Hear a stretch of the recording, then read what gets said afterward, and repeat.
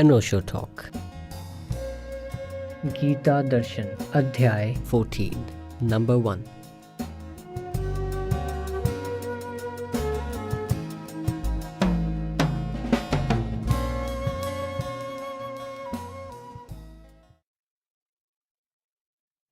श्रीभगवानुवाच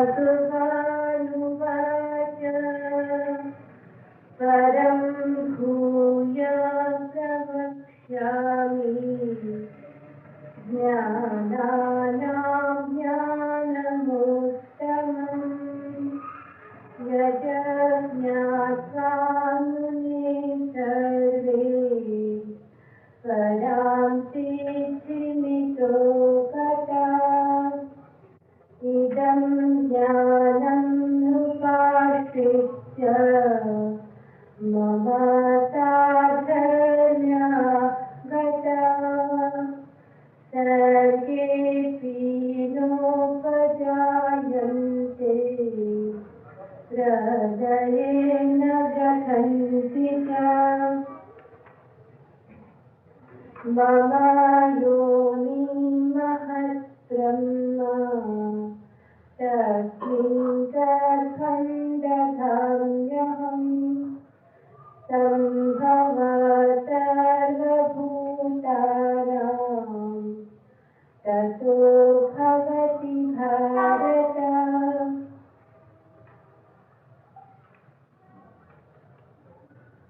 उसके उपरांत श्री कृष्ण भगवान बोले, हे अर्जुन, ज्ञानों में भी अति उत्तम परम ज्ञान को मैं फिर भी तेरे लिए कहूँगा कि जिसको जानकर सब मुनिजन इस संसार से मुक्त होकर परम सिद्धि को प्राप्त हो गए हैं। और हे अर्जुन, इस ज्ञान को आश्रय करके अर्थात धारण करके मेरे स्वरूप को प्राप्त हुए पुरुष सृष्टि के आदि में पुनः उत्पन्न नहीं होते हैं और प्रलय काल में भी व्याकुल नहीं होते हैं। हे अर्जुन, मेरी महत् ब्रह्मरूप प्रकृति अर्थात त्रिगुणमयी माया संपूर्ण भूतों की योनि है अर्थात गर्भाधान के स्थान है और मैं उस योनि में चेतन रूप बीज को स्थापन करता हूँ। उस जड़ चेतन के संयोग से सब भूतों की उत्पत्ति होती है। यूनान में एक विचारक हुआ पिरहो। विचारक को जैसा होना चाहिए, जितने संदेह से भरा हुआ उतने संदेह से भरा हुआ विचारक पिरहो था। एक दिन सांझ पिरहो निकला है अपने घर के बाहर। वर्षा के दिन ही रास्ते के किनारे एक गड्ढे में उसका बूढ़ा गुरु गिर पड़ा है और फंस गया है। गले तक कीचड़ में डूबा हुआ गुरु पिरहो किनारे खड़े होकर सोचता है, निकालूं या न निकालूं, क्योंकि पिरहो का ख्याल है तब तक कोई कर्म करना उचित नहीं जब तक कि उसके परिणाम पूरी तरह सुनिश्चित रूप से ज्ञात न हो जाए। और परिणाम शुभ होंगे या अशुभ,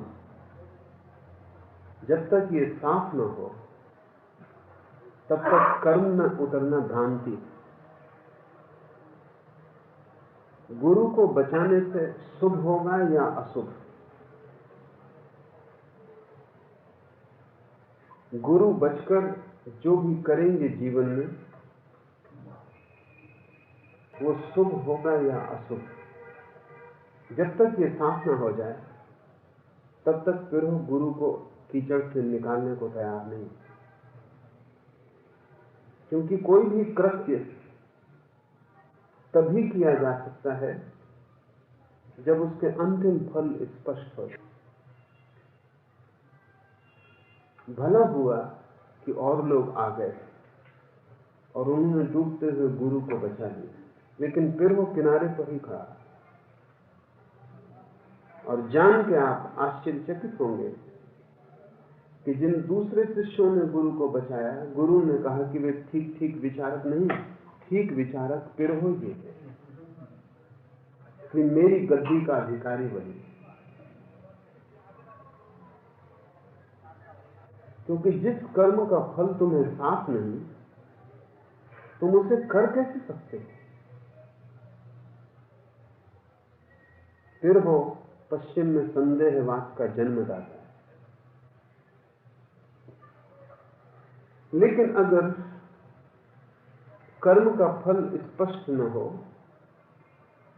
तो कोई भी कर्म किया नहीं जाता, क्योंकि किसी कर्म का फल स्पष्ट नहीं और स्पष्ट नहीं हो सकता है, क्योंकि कर्म है अभी और फल है भविष्य में।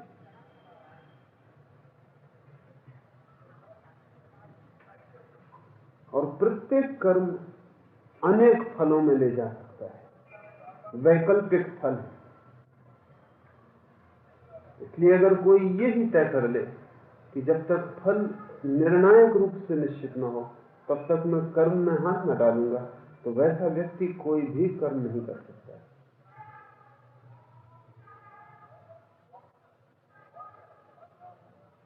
फिर वो खड़ा है, इसे फिर से सोचे, अगर मुझे वो मिल जाए तो उससे मैं कहूंगा कि खड़े रहने का फल ठीक होगा या बचाने का, ये भी सोचना होगा। क्योंकि खड़ा होना कृत्य, तुम कुछ निर्णय ले रहे हो। गुरु को बचाना ही अकेला निर्णय नहीं, मैं खड़ा रहूं या बचाने में उतरूं ये भी निर्णय, मैं इस समय सोचूं या कर्म करूं ये भी निर्णय। निर्णय से बचने का कोई उपाय नहीं, चाहे मैं कुछ करूं और चाहे न करूं, निर्णय तो लेना ही होगा। और करने का भी फल होता है, न करने का भी फल होता है। न करने से गुरु मर भी सकता है, तो ना करने का फल नहीं होता ऐसा मत सोचना, फल तो ना करने का भी होता है, कर्म का भी फल होता है, आलस्य का भी फल होता है। हम कुछ करें या ना करें, निर्णय तो लेना ही होता है। निर्णय मजबूरी। इसलिए जो सोचता हूं कि मैं निर्णय से बच रहा हूं वो बेईमान, क्योंकि बचना भी अंततः निर्णय है और उसके भी फल होंगे। अर्जुन भी ऐसी ही दुविधा में थे, वो कर्म में उतरे न उतरे, युद्ध में प्रवेश करे न करे, क्या होगा फल, शुभ होगा कि अशुभ होगा। इसके पहले कि वो कदम उठाए, भविष्य को देख लेना चाहता है, जो कि संभव नहीं, जो कभी भी संभव नहीं हुआ और कभी भी संभव नहीं होगा।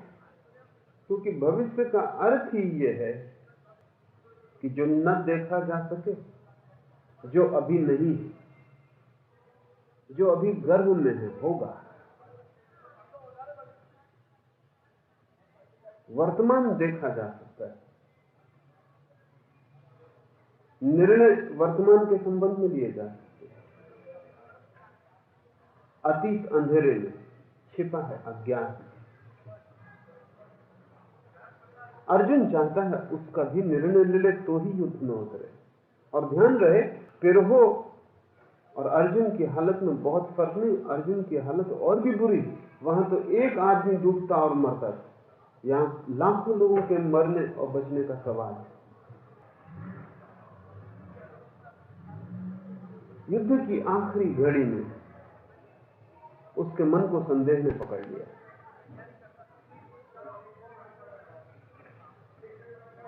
वस्तुतः जब भी आपको कोई कर्म करने का निर्णय लेना होता है, तब आप सभी अर्जुन की अवस्था में पहुंच जाते हैं। इसलिए अधिक लोग निर्णय लेने से बचते हैं, कोई और उनके लिए निर्णय ले दे। पिता बेटे से कह दे ऐसा करो, गुरु शिष्य से कह दे ऐसा करो। आप इसीलिए आज्ञा मानते हैं। आज्ञा मानने की मौलिक आधारशिला खुद निर्णय से बचना है। इस दुनिया में लोग कहते हैं कि लोगों को स्वतंत्र होना चाहिए, लेकिन लोग स्वतंत्र नहीं हो सकते, लोग आज्ञा मानेंगे ही। क्योंकि आज्ञा मानने में एक तरकीब है, उसमें निर्णय कोई और लेता है। आप निर्णय की जो दुविधा है, निर्णय का जो कष्ट, जो कठिनाई है, उससे बच जाते। इसलिए लोग गुरु को खोजते, नेताओं को खोजते, किसी के पीछे चलना चाहते।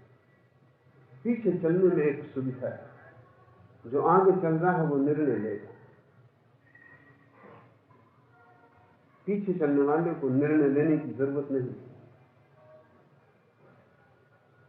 यद्यपि ये भी भ्रांति है, क्योंकि किसी के पीछे चलने का निर्णय लेना, सारे निर्णयों की जिम्मेवारी आपके ऊपर आ गई।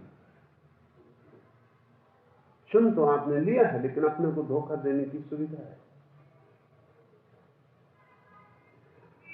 अर्जुन जैसी कठिनाई प्रत्येक व्यक्ति को अनुभव होगी। इसलिए गीता का संदेश बहुत शाश्वत है, क्योंकि प्रत्येक मनुष्य के जीवन में वही कठिनाई है। हर कदम पर, प्रतिपल, एक पैर भी उठाना है तो निर्णय लेना है, क्योंकि हर पैर उठाने का परिणाम होगा और जीवन भिन्न होगा। एक कदम भी बदल देने से जीवन भिन्न हो जाएगा। आज आप यहां मुझे सुनने आ गए, आपका जीवन वही नहीं हो सकता। आप जब आप मुझे सुनने ना आए होते तो होता, वही हो ही नहीं सकता। कोई उपाय नहीं। ये बड़ा निर्णय था, क्योंकि इस समय में आप कुछ करते, किसी के प्रेम में पड़ सकते थे, विवाह कर सकते थे, किसी से झगड़ सकते थे, दुश्मनी पैदा कर सकते थे। इस समय में कुछ ना कुछ आप करते जो जिंदगी को कहीं ले जाता है। इस समय मुझे सुन रहे हैं, ये भी कुछ कर रहे हैं, ये भी जिंदगी को कहीं ले जाए, क्योंकि एक एक शब्द आपको भिन्न करेगा। आप वही नहीं हो सकते। चाहे आप, मैं जो कहूं उसे माने या न माने, इससे फर्क नहीं पड़ता। न माने तो भी आप वही नहीं होंगे, क्योंकि न मानने का निर्णय आपको भिन्न जगह ले जाएगा। माने तो भी, न माने तो भी, एक पलक भी झपकी तो हम बदल रहे हैं। और एक पलक का फासला बड़ा फासला हो सकता है, मंजिल हजारों मील फर्क हो सकता है।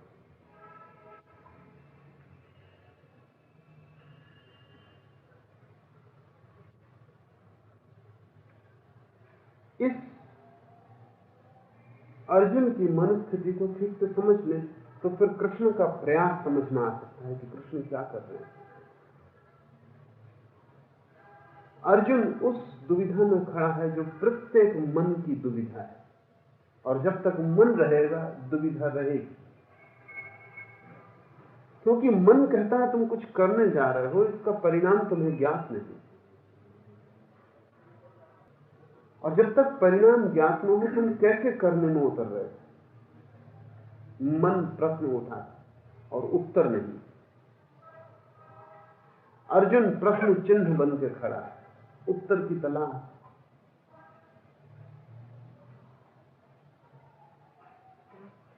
ये उत्तर उधार भी मिल सकता है। कोई कह दे और जिम्मेवारी अपने ऊपर ले ले। कोई कह दे कि भविष्य ऐसा है, भविष्य के संबंध में कोई निर्णायक मंतव्य दे दे और सारा जिम्मा अपने ऊपर ले ले, तो अर्जुन युद्ध में कूद जाए या युद्ध से रुक जाए।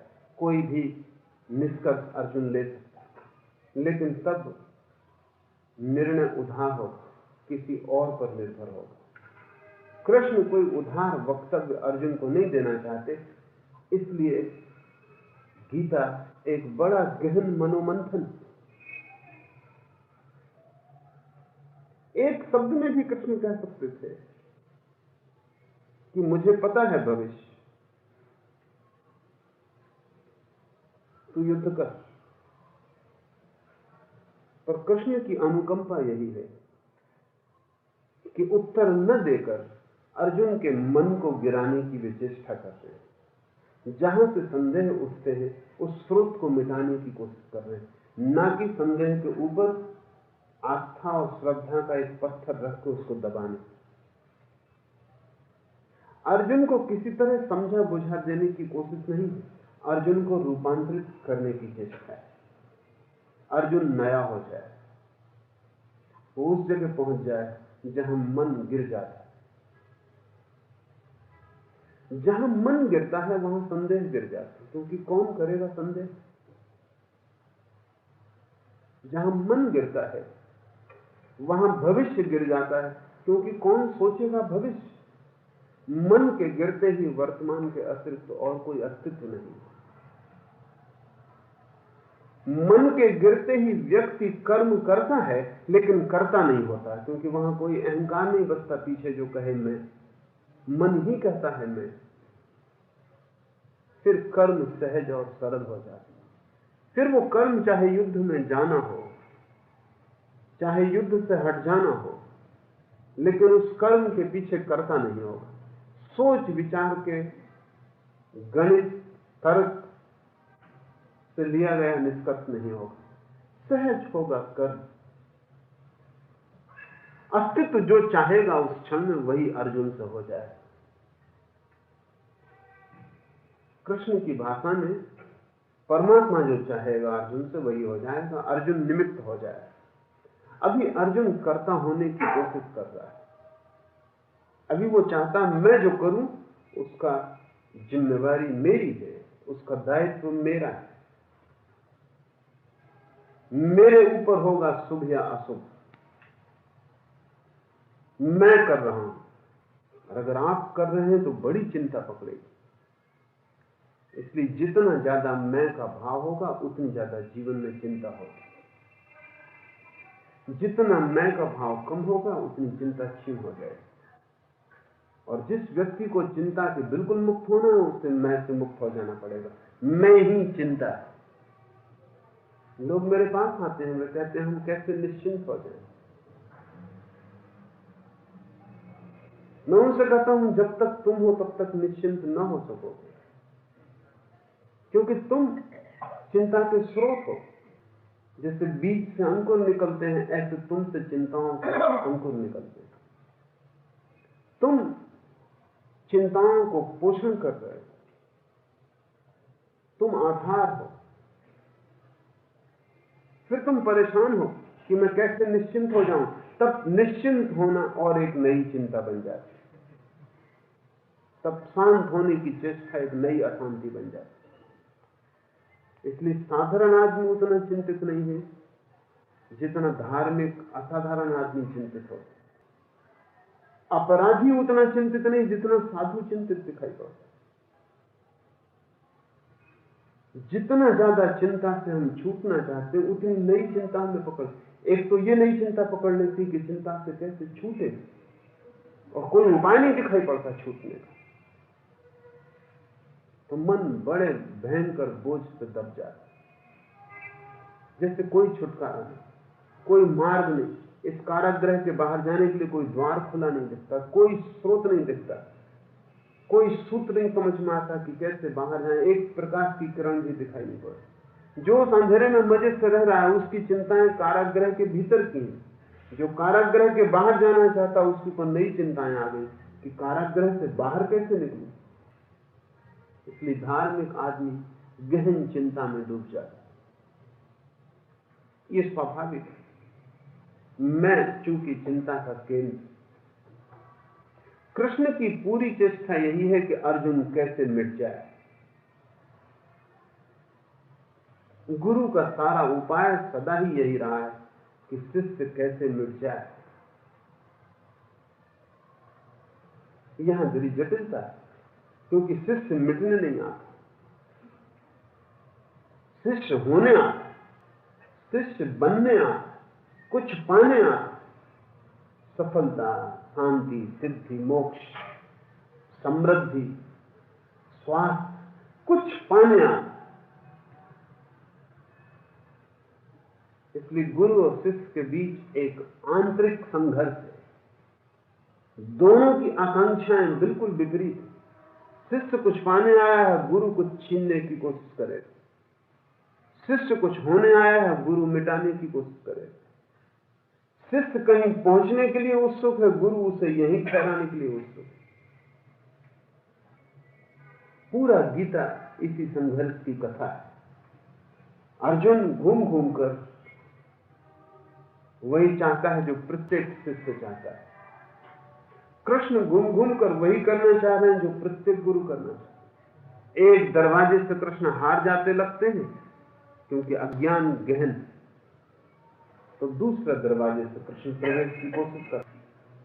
वहां भी हारते दिखाई पड़ते तो तीसरे दरवाजे से प्रवेश करते हैं। ध्यान रहे, शिष्य बहुत बार जीतता है, गुरु सिर्फ एक बार जीतता है। गुरु बहुत बार हारता है शिष्य के साथ,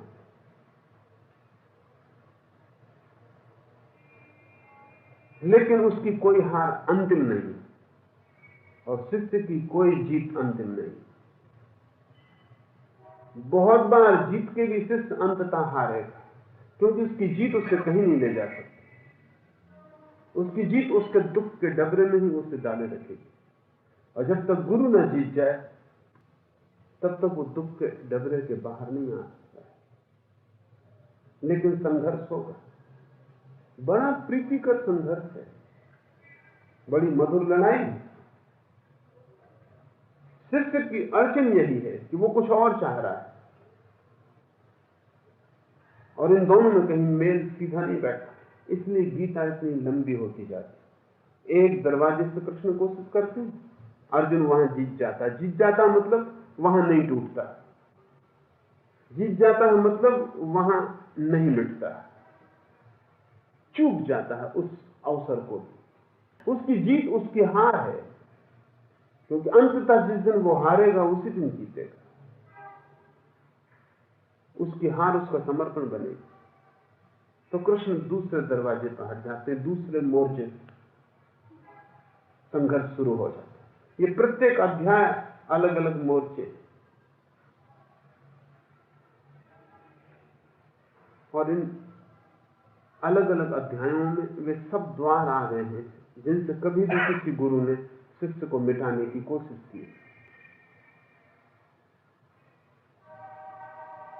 अर्जुन मिटे तो ही हल हो सकता है, बिना मिटे कोई हल नहीं।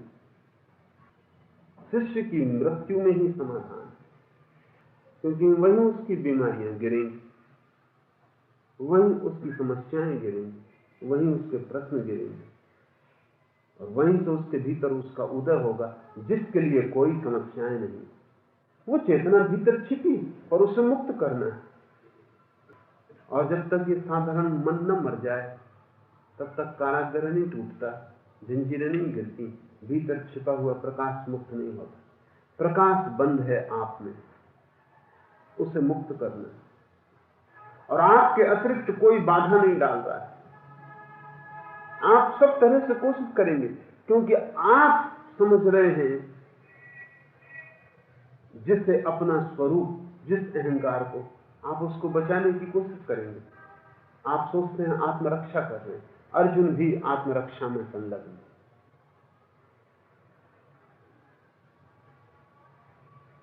लेकिन गुरु अंततः जीतता है, उसके हारने का कोई उपाय नहीं। बहुत बार हारता है, उसकी सब हार झूठी। शिष्य बहुत बार जीतता है, उसकी सब जीत झूठी।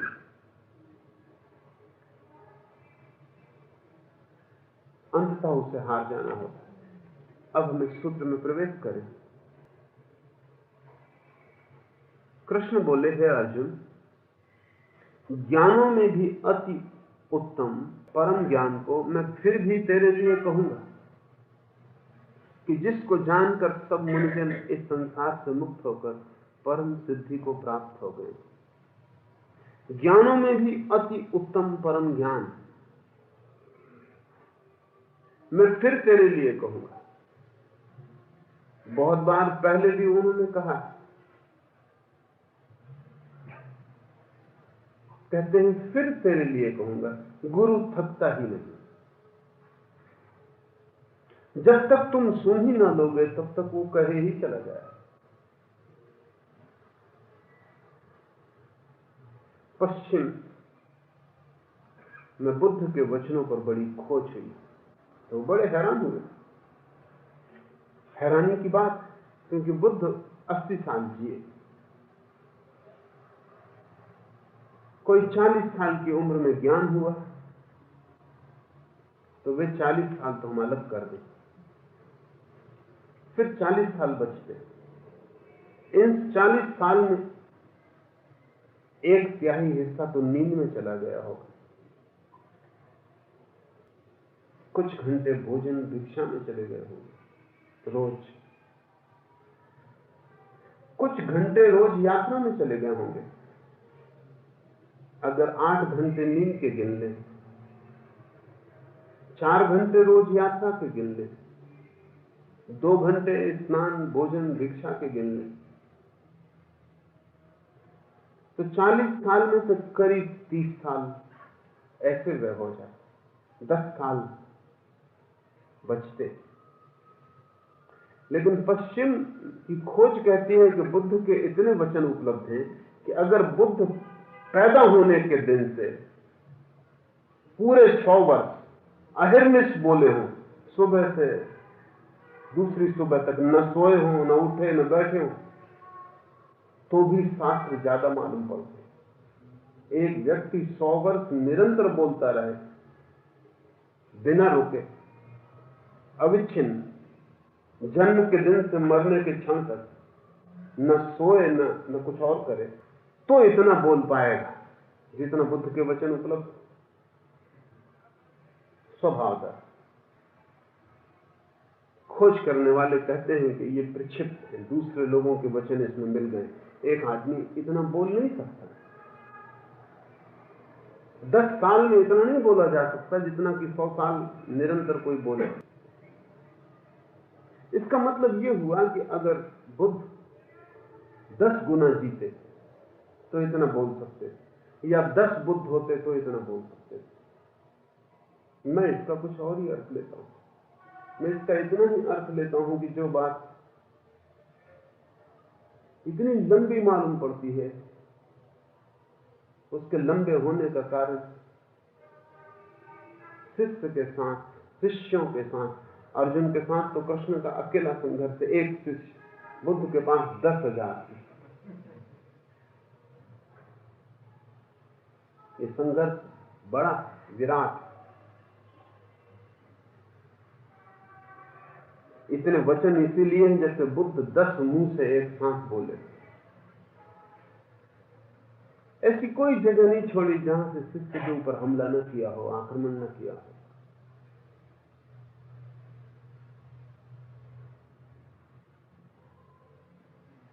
गुरु थकता नहीं।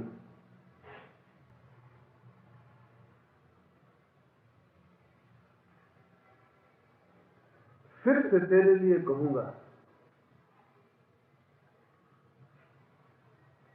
ज्ञानों में भी अति उत्तम ज्ञान को, परम ज्ञान को मैं फिर से तेरे लिए कहूंगा कि जिसको जानकर सब मुनिजन इस संसार से मुक्त होकर परम सिद्धि को प्राप्त हो गए।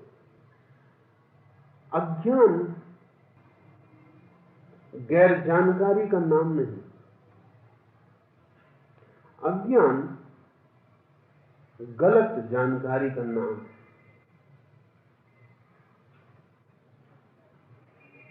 गैर जानकारी भोलापन भी हो सकती है, अज्ञान जटिल है, भोलापन नहीं। अज्ञानी कुशल हो, चालाक हो, कुटिल हो।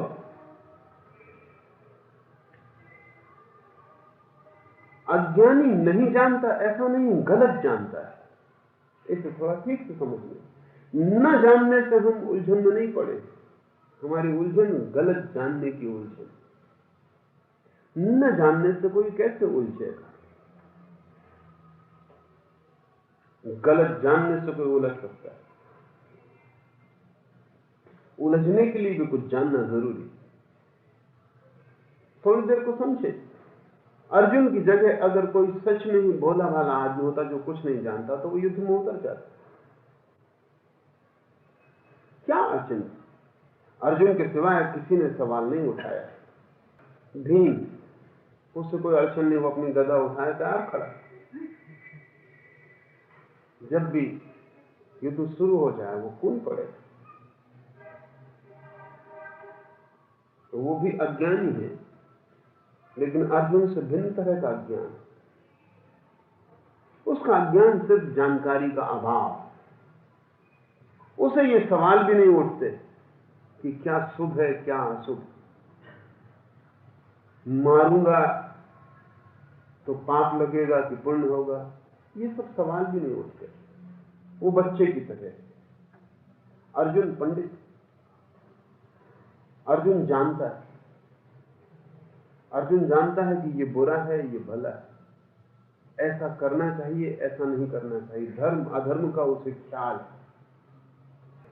उसकी जानकारी ही उसकी उलझन।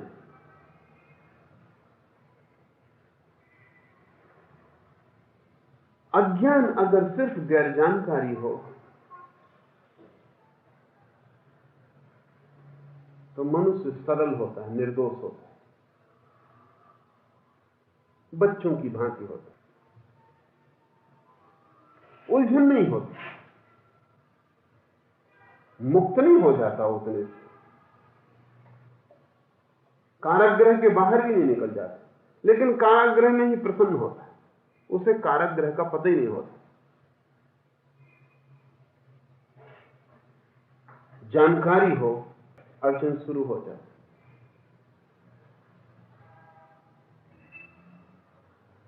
अर्जुन की कठिनाई यह है कि उसे पता है कि गलत क्या है, लेकिन इतना भर पता होने से कि गलत क्या है वासनाएं नहीं मिट जाती। वासनाएं तो अपने ही मार्ग पे चलती और बुद्धि अलग मार्ग पे चलने लगती, दुविधा खड़ी होती। पूरी प्रकृति शरीर की कुछ कहती है करने को और बुद्धि ऊपर से खड़े होकर सोचने लगती। व्यक्ति दो हिस्सों में बढ़ जाता है। ये बटाव, ये खंडित हो जाना व्यक्ति का, ये स्प्लिट पर्सनैलिटी, दो स्वर का पैदा हो, इससे दुविधा खड़ी होती, फिर कोई निर्णय नहीं लिया जा सकता। अर्जुन युद्ध तो करना ही चाहता है। सच तो यह है कि वही युद्ध की इस स्थिति को ले आया है। कौन कहता था युद्ध करो? युद्ध की इस घड़ी तक आने की भी कोई जरूरत नहीं। वासनाएं तो युद्ध के क्षण तक ले आई। इस सारे युद्ध की जड़ में अर्जुन छिपा है। इसे थोड़ा समझ लेना चाहिए, क्योंकि उससे ही गीता का अर्थ भी स्पष्ट होगा कि सारा युद्ध शुरू होता है द्रौपदी के साथ। द्रौपदी को अर्जुन ले आया, दुर्योधन भी लाना चाहता था। वो सुंदरतम स्त्री रही होगी, न केवल सुंदरतम बल्कि तीखी से तीखी स्त्रियों में एक। सौंदर्य जब तीखा होता है तो और भी प्रलोभक हो जाता है। द्रौपदी तेज, अति तीव्र धार वाली स्त्री, उसने सभी को आकर्षित किया होगा। दुर्योधन भी उसे अपनी पत्नी बनाकर ले आना चाहता है। वासनाओं का संघर्ष, अर्जुन उसे ले आया। संघर्ष भारी रहा हो, क्योंकि अर्जुन के भी 4 भाई उसे लाना चाहते थे, और स्त्री ऐसी कुछ रही होगी, ये 5 भाई उसके कारण टूट सकते थे और मिट सकते थे, इसलिए 5 ने बांट लिया है। कहानी तो सिर्फ ढांकने का उपाय है। कहानी की मां ने कहा कि तुम 5 बांट लो, क्योंकि मां को कुछ पता नहीं। अर्जुन ने बाहर से इतनी कहा कि मां देखो क्या ले आए, उसने भीतर से कहा कि तुम 5 बांट लो। ये कहानी तो सिर्फ ढांकने का उपाय है। असली बात यह है कि द्रौपदी पर पांचों भाइयों की नजर है, और अगर द्रौपदी नहीं बढ़ती तो ये पांचों कट जाएंगे, ये पांचों बढ़ जाएंगे।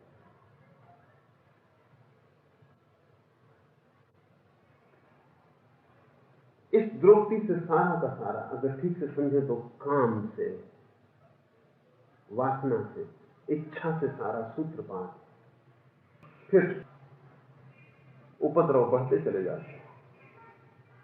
लेकिन मूल में द्रौपदी को पाने की आकांक्षा,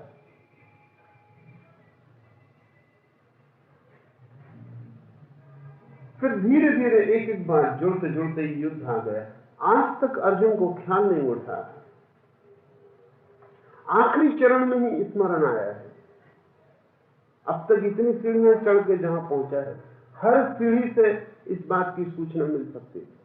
जब भी आप कुछ चाहते हैं, आप युद्ध में उतर रहे हैं, क्योंकि आप अकेले चाहने वाले नहीं, और करोड़ लोग भी चाह रहे हैं।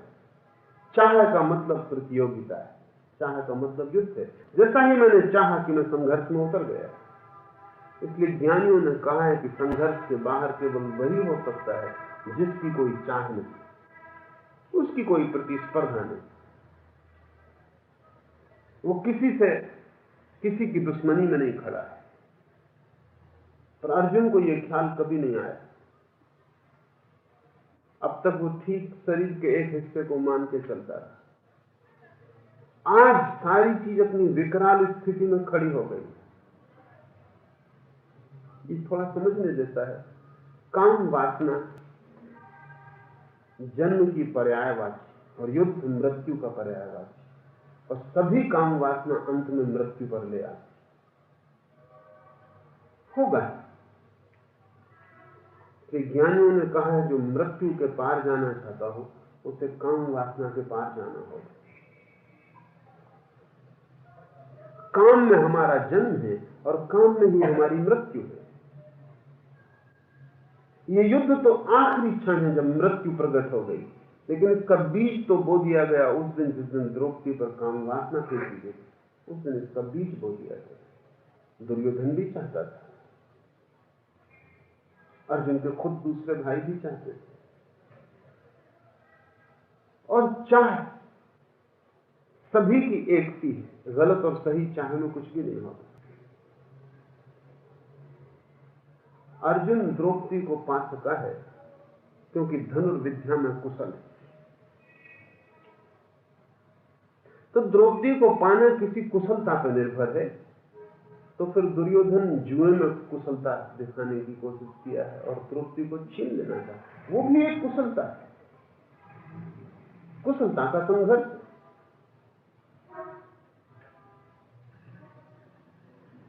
और महाभारत के एक एक पात्र में उतरने जैसा है, क्योंकि वो जीवन के प्रतीक है।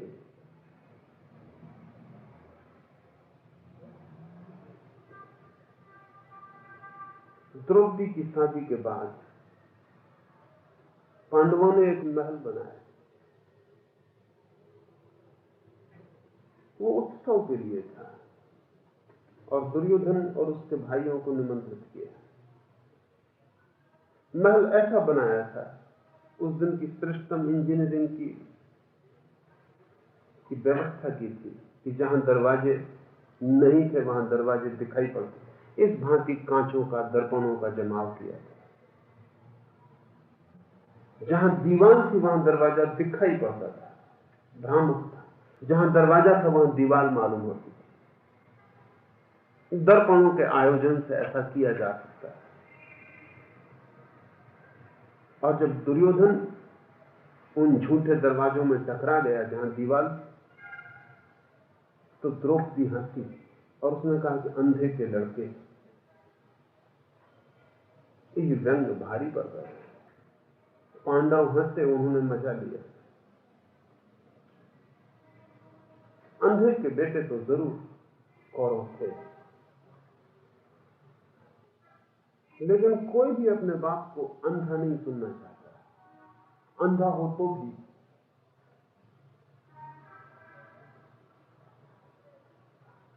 कोई भी अपने को बुरा नहीं देखना चाहता। और ध्यान रहे, गाली एक बार क्षमा कर दी जाए, व्यंग क्षमा नहीं किया जाता।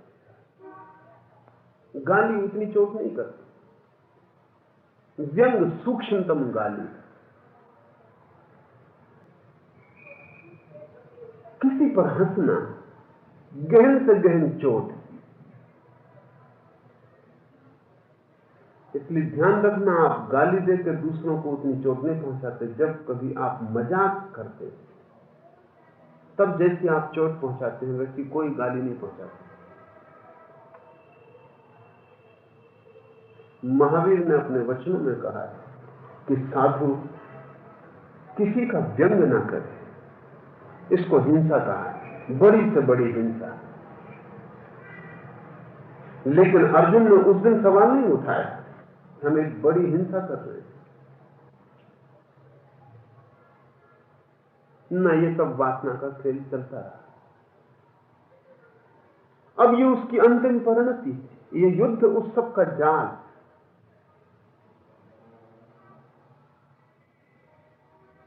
यहां आके उसे पता चला, यहां उसकी बुद्धि ने जब देखा चारों तरफ नजर डाल कि क्या हमने कर डाला है और हम कहां आके खड़े हो गए। ध्यान रहे, जब भी आप किसी भ्रांति में कदम उठाते हैं तो पहले कदम पर किसी को पता नहीं चलता, पहले कदम पर पता चल जाए तो दुनिया में भ्रांतियां ही ना हो।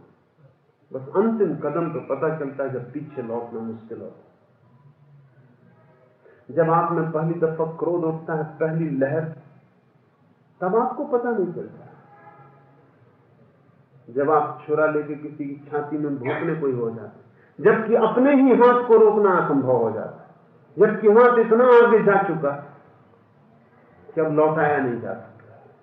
कि आप लौटाना भी चाहें तो अब मोमेंटम हाथ का ऐसा है कि अब लौट नहीं सकता। हाथ को जो गति मिल गई है वो छुरा छाती में घुस के रहे। अब एक ही उपाय है, इतना आप कर सकते हैं कि चाहे तो छुरे की धार अपनी छाती की तरफ कर दें या दूसरे की तरफ कर दें, लेकिन हाथ चल पड़ा, या तो हत्या होगी या आत्महत्या होगी। जीवन में पहले कदम पर ही कुछ किया जा सकता है। इस संबंध में एक मनुष्य के अंतःस्थल की एक यांत्रिक व्यवस्था को समझ लेना जरूरी है। मनुष्य के व्यक्तित्व में दो तरह के यंत्र, एक जो स्वेच्छा से चालित, हम इच्छा करते हैं तो चलते हैं।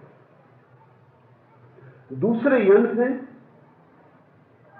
जो स्वेच्छा चालित नहीं, जो स्वचालित, जिनमें हमारी इच्छा कुछ नहीं कर सकती। और जब पहले यंत्र से हम काम लेते हैं तो एक सीमा आती है जहां से काम पहले यंत्र के हाथ से दूसरे यंत्र के हाथ में चला जाता है। समझे कि आप काम वासना से भर गए, एक सीमा है, जब तक आप चाहें तो रुक सकते, लेकिन एक सीमा आएगी जहां की शरीर का स्वचालित यंत्र काम वासना को पकड़ लेगा। फिर आप रुकना भी चाहें तो नहीं रुक सकते, फिर रुकना असंभव। सभी वासनाएं दोहरे ढंग से काम करती हैं। पहले हम उन्हें इच्छा से चलाते हैं, फिर इच्छा उन्हें आग की तरह उत्तप्त करती, 100 डिग्री पे लाती, फिर वे भाप बन जाती, फिर इच्छा के हाथ के बाहर हो जाती, फिर आपके भीतर यंत्रवत घटना घटती। इसलिए बुद्ध ने कहा है, क्रोध पैदा हो उसके पहले तुम जग जाना, वासना उठे उसके पहले तुम उठ जाना और वो उससे भर जाना। क्योंकि पहला कदम अगर उठ गया तो तुम्हें अंतिम कदम उठने को भी मजबूरी हो जाएगी। मध्य में रुकना असंभव है, चीजें चल पड़ती। महावीर का एक बहुत प्रसिद्ध वचन है कि जो आधा चल पड़ा वो मंजिल पर पहुंच ही गया, क्योंकि बीच से लौटना मुश्किल है। यह कारण यही है कि हमारे भीतर दोहरे यंत्र। आप अपनी किसी भी वृत्ति में इसका निरीक्षण करें तो आपको पता चल जाएगा कि एक सीमा तक आप चाहें तो वापस लौट सकते हैं। हाथ के भीतर आप खुद ही वो सीमा रेखा पहचान देंगे। और अगर अपने भीतर आपने वो सीमांत पकड़ लिया जहां से इच्छाएं हाथ के बाहर हो जाती, तो आप अपने मालिक हो सकते हैं। अर्जुन आखिरी घड़ी में जबकि सब हो चुका है, बस आखिरी परिणाम होने को वहां आके डमाडोल हो गया। और ध्यान रहे, सभी लोग वहीं आके डमाडोल होते, क्योंकि जब पूरी चीजें प्रकट होती तभी हमें होश आता है। पहले तो चीजें छिपी छिपी चलती, बहुत धाराओं में चलती, छोटे छोटे झरने बहते, फिर सब झरने मिलकर जब बड़ा विराट नद बन जाता है तब हमें दिखाई पड़ता है। फिर हमें लगता है ये हमने क्या कर दिया, फिर हम भागना चाहते। लेकिन अब घटना हमसे बड़ी हो गई और अब भागने का कोई उपाय नहीं, अब पीछे हटने का कोई उपाय नहीं। अर्जुन उस घड़ी में बात कर रहा है जहां की चीजें स्वचालित हो गई, जहां की युद्ध अस्तित्व की घटना बन गई। इसे थोड़ा समझ लेना चाहिए। जहां युद्ध से अब लौटने का कोई उपाय नहीं, जहां युद्ध होगा, पानी 100 डिग्री तक गर्म हो चुका, अगर हम नीचे से अंगारे भी निकालें तो भी भाप बनेगी। ये भाप का बनना अब एक नैसर्गिक कृत्य हो गया है। और इसी घड़ी में आदमी घबराता, लेकिन उसकी घबराहट व्यर्थ। रुकना था, पहले रुक जाना।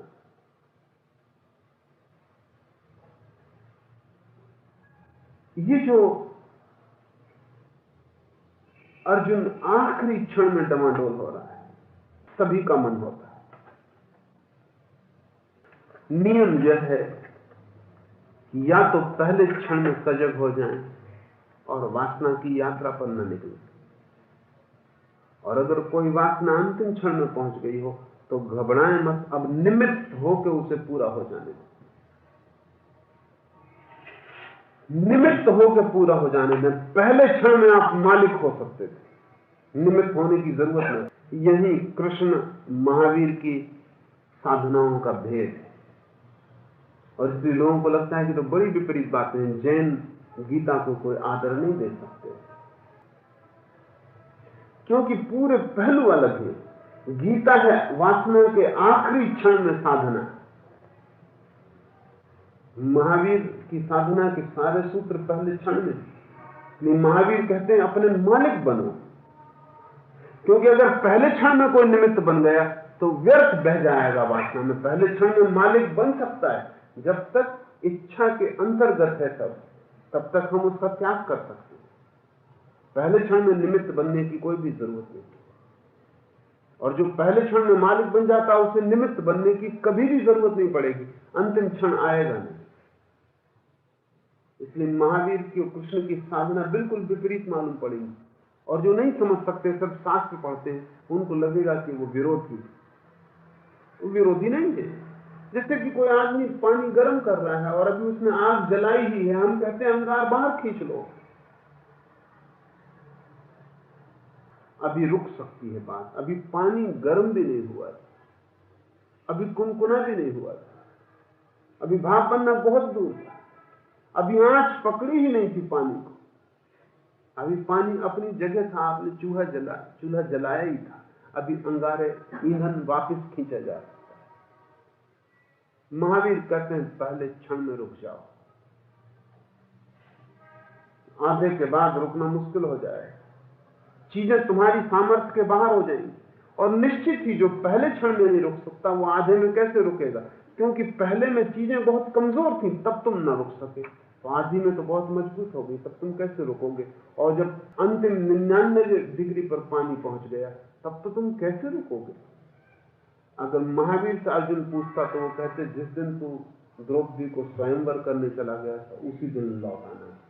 वो पहला क्षण था, लेकिन कोई सोच भी नहीं सकता कि महाभारत का ये महायुद्ध द्रौपदी के स्वयंवर से शुरू होगा। बीज में वृक्ष नहीं देखे जाते, जो देख ले वो धन्यभागी है, वो वहीं रुक जाए, वो बीज को बोएगा नहीं। वृक्ष के फलों का कोई सवाल नहीं उठेगा। लेकिन कृष्ण के सामने सवाल बिल्कुल अन्यथा है। अंतिम क्षण घटना घट के रहेगी, चीजें उस जगह पहुंच गई जहां से लौटाई नहीं जा सकती। चीजों ने अपनी गति ले ली, स्वचालित हो गई। अब युद्ध अब संभावी भाग्य, अब वो नियति। इस क्षण में क्या करना? इस क्षण में कृष्ण कहते हैं तू निमित्त बन जा। अब तू कर्ता की तरह सोच ही मत। अब तू ये निर्णय ही मत ले। अब निर्णय अस्तित्व के हाथ छोड़। तू सिर्फ एक उपकरण की तरह जो हो रहा है उसे हो जाने। तू सिर्फ साक्षी रह और उपकरण बन। जो व्यक्ति पहले क्षण में रुक जाए उसे निमित्त बनने की कभी जरूरत न पड़ेगी। इसलिए महावीर की साधना में निमित्त शब्द का उपाय ही नहीं, उपकरण बनने की बात ही फिजूल है। जो व्यक्ति किसी वासना के अंतिम चरण में साक्षी और निमित्त बन जाए वो दूसरी वासना के प्रथम क्षण में कभी कदम नहीं उठाए। जो पहले कदम पर रुक जाए उसे अंतिम का कोई पहुंचने का कारण नहीं। जो अंतिम पे निमित्त बन जाए उस साक्षी भाव में वो चीजों को इतनी प्रगाढ़ता में देख लेगा कि दूसरी कोई भी वासना बीज की तरह उसको धोखा नहीं दे पाएगी। अगर अर्जुन इस युद्ध में निमित्त बन के गुजर जाए तो कोई दूसरी द्रौपदी उसे कभी नहीं लुभाएगी।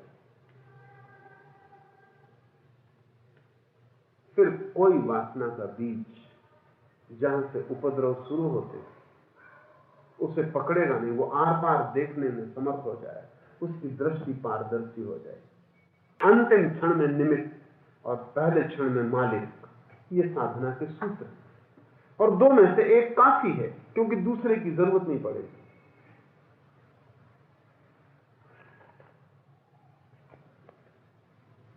ज्ञानों में भी अति उत्तम परम ज्ञान को मैं फिर तेरे लिए कहूंगा कि जिसको जानकर सब मुनिजन इस संसार से मुक्त होकर परम सिद्धि को प्राप्त हो गए।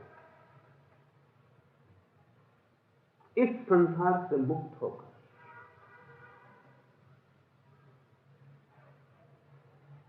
संसार को थोड़ा समझ लेना जरूरी है। संसार वो नहीं है जो आपके चारों तरफ फैला हुआ दिखाई पड़ता। संसार वो है जो आपके मन के चारों तरफ आपने बो रखा है। और अगर इस बाहर के संसार से आपका कोई भी संबंध है तो इस भीतर के मन की बुनावट के कारण। इस बाहर के संसार को मिटाने, छोड़ने, भागने का कोई अर्थ नहीं। इस भीतर मन की जड़ों को, इस मन के जाल को जिससे आप देखते हैं चारों तरफ, जिससे परमात्मा आपको संसार जैसा दिखाई पड़ता है, इन वासनाओं के पर्दों को या चश्मों को अलग कर लेने की बात। नहीं तो परम ज्ञान संसार से कैसे मुक्त करेगा? संसार तो रहेगा ज्ञानी के लिए, कृष्ण के लिए भी संसार है, बुद्ध के लिए भी संसार है, आपके लिए भी संसार है। संसार तो ज्ञानी के लिए भी है, लेकिन ज्ञानी के पास मन नहीं है। इसलिए इसी संसार को वो किसी और ढंग से देखने में समर्थ हो जाता है। ये संसार तब उसे ब्रह्म स्वरूप दिखाई पड़ता है। इस संसार में तब उसे वो सारा उपद्रव, वो सारा युद्ध, वो सारा विग्रह नहीं दिखाई पड़ता जो हमें दिखाई पड़ता है। ये सारा जो प्रपंच का जाल हमें दिखाई पड़ता है ये हमारे मन का विभाजन है। तो समझे कि प्रिज्म में से कोई सूरज की किरण को निकालता है। जैसी सूरज की किरण प्रिज्म को पार करती कि 7 हिस्सों में टूट जाती, 7 रंगों में टूट जाती, इंद्रधनुष पैदा होता है। इंद्रधनुष इसी तरह बनता है। हवा में अटके हुए पानी के कण प्रिज्म का काम करते। उन पानी के कणों से जैसे ही सूरज की किरण गुजरती वो 7 हिस्सों में टूट जाती, इंद्रधनुष निर्मित हो जाता। सूरज की किरण में कोई भी रंग नहीं, टूट के 7 रंग हो जाते। सूरज की किरण रंगहीन, टूट के इंद्रधनुष बन जाता।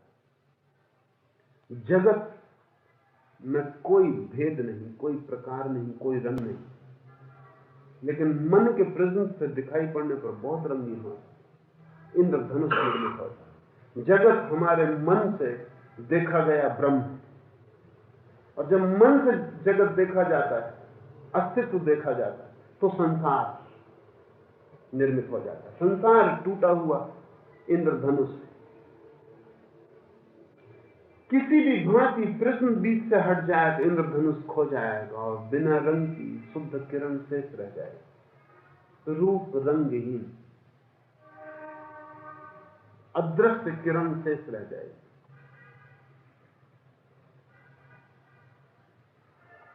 संसार अर्थात मन,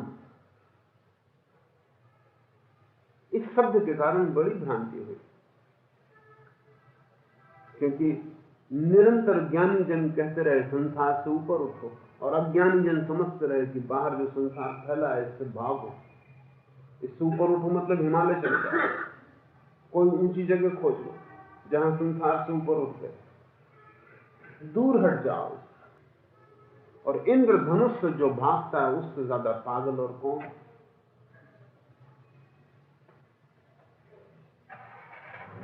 इंद्रधनुष न दिखाई पड़े ऐसी दृष्टि चाहिए। ये दृष्टि भीतरी घटना है। इसलिए कृष्ण कह सकते हैं ज्ञानों में भी अति उत्तम परम ज्ञान। मैं तुझसे फिर से कहूंगा कि जिसको जानकर सब मुनिजन इस संसार से मुक्त होकर परम सिद्धि को प्राप्त हो गए। संसार से मुक्त होना अर्थात मन से मुक्त होना, और मन से जो मुक्त हुआ वो परम सिद्धि को प्राप्त हो जाता है, क्योंकि वो भीतर छिपी है सिद्धि, वो स्वभाव, वो परम निर्वाण या मोक्ष भीतर छिपा है। जैसे ही मन नहीं कि हमें अपने होने का पता चल जाता है कि हम कौन। इस मन के कारण न तो हमें अस्तित्व की वास्तविकता दिखाई पड़ती और न अपनी। ये प्रिज्म दोहरा है, ये संसार को तोड़ता है, बाहर अस्तित्व को तोड़ता है और भीतर स्वयं को तोड़ता है। तो भीतर हमें सिवाय विचारों के, वासनाओं के और कुछ भी दिखाई नहीं पड़ता। ह्यूम ने कहा है कि जब भी मैं अपने भीतर जाता हूं तो मुझे सिवाय वासनाओं के, विचारों के, कामनाओं के, कल्पनाओं के, स्वप्नों के और कुछ भी नहीं मिलता। और लोग कहते हैं भीतर जाओ तो आत्मा मिलेगी। ह्यूम ने कहा है कि अनुभव से मैं कहता हूं कि भीतर बहुत बार जाकर देखा, आत्मा कभी नहीं मिलती और हजार चीजें मिलती। आप भी प्रयोग करेंगे तो ह्यूम से राजी हो। प्रयोग नहीं करते इसलिए आप सोचते हैं भीतर आत्मा छिपी। भीतर जाते नहीं इसलिए कभी मौके नहीं आता कि आप समझ सकें कि भीतर आपको क्या मिलेगा। आप भी भीतर जाएंगे तो ह्यूम से राजी होंगे, क्योंकि जब तक मन से छुटकारा ना हो तब तक भीतर भी इंद्रधनुष मिलेगा, 7 रंग मिलेंगे, वास्तविक किरण नहीं मिलेगी, मौलिक किरण नहीं मिलेगी। ये प्रिज्म दोहरा है, बाहर तोड़ता है अस्तित्व संसार हो जाता है, भीतर तोड़ता है अस्तित्व विचारों में बढ़ जाता है। भीतर प्रतिपल विचार चल रहे। ये संसार शब्द और भी सोचने जैसा है। संसार शब्द का मतलब होता है चाक, द व्हील। संसार का मतलब होता है जो घूमता रहता है, गाड़ी के चाक की तरह। कभी आपने अपने मन के संबंध में सोचा कि मन बिल्कुल गाड़ी के चाक की तरह घूमता है?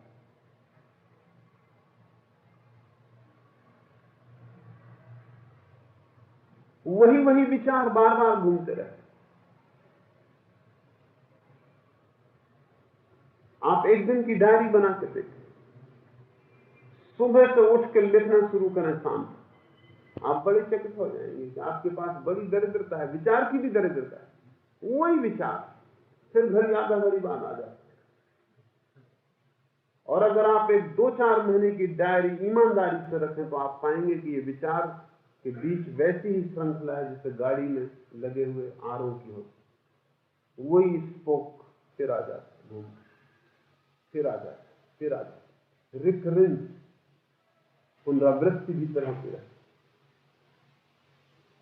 एक बहुत बड़ा वैज्ञानिक इस संबंध में अध्ययन कर रहा था तो बहुत हैरान हुआ, क्योंकि अगर हम सोच लें कि अगर एक विचार 1 सेकंड लेता हो, क्योंकि विचार ज्यादा वक्त नहीं लेते, 1 सेकंड में झलक आ जाए, तो आप 1 मिनट में कम से कम 60 विचार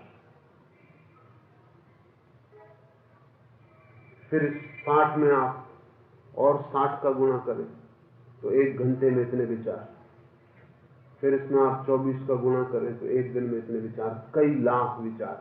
बड़े से बड़ा विचारक भी कई लाख विचार एक दिन में दावा नहीं करता ना, तो आप भीतर बड़ी दरिद्रता पाएंगे। वे ही विचार, फिर तो आपको खुद भी हंसी आएगी कि मैं कर क्या रहा हूं, जिस बात को मैं 1000 दफे सोच चुका हूं उसको फिर सोच रहा हूं। वे ही शब्द हैं, वे ही भीतर भाव हैं, वे ही मुद्राएं हैं, फिर वही दौड़ रहा है यंत्रवत।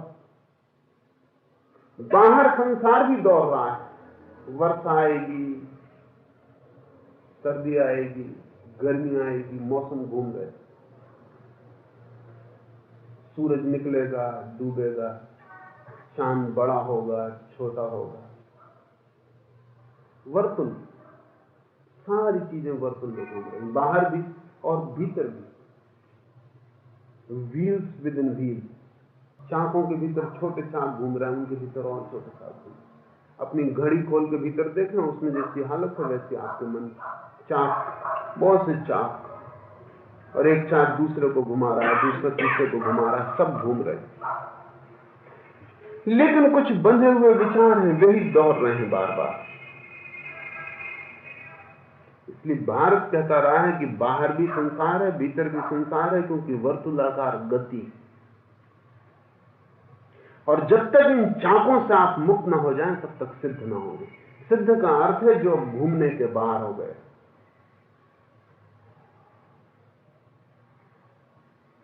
प्रदर्शनियां लगती हैं, मेले भरते, तो बच्चों के लिए घूमने के झूले होते, घोड़े हैं, हाथी हैं, शेर हैं, झूलों में बच्चे उन पर बैठे हैं और झूले चक्कर काटते हैं, बच्चे बड़ा आनंद लेते, जितने जोर से चक्कर चलता है, और बच्चों को ऐसा लगता है कहीं पहुंच रहे। यात्रा बहुत होती, पहुंचते कहीं भी नहीं, वो अपनी जगह पर घूम रहा है।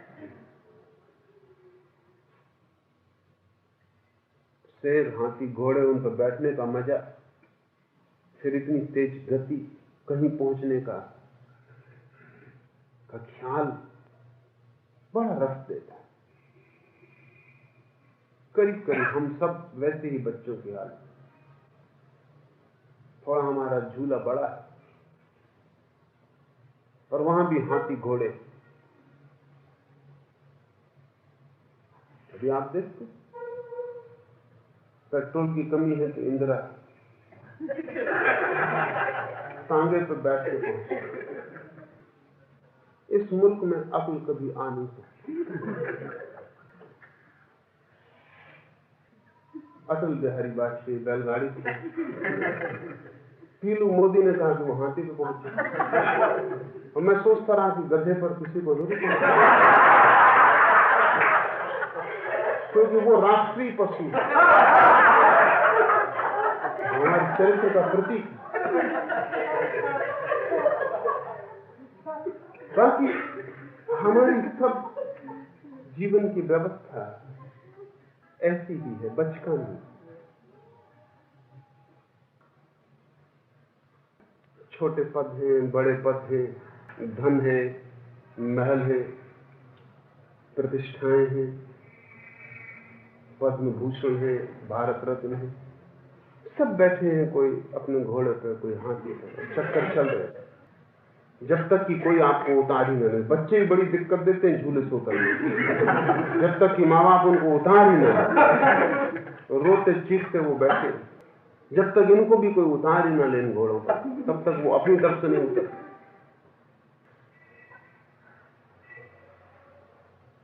ये सारा का सारा, और पहुंचना कहीं भी नहीं, यात्रा बहुत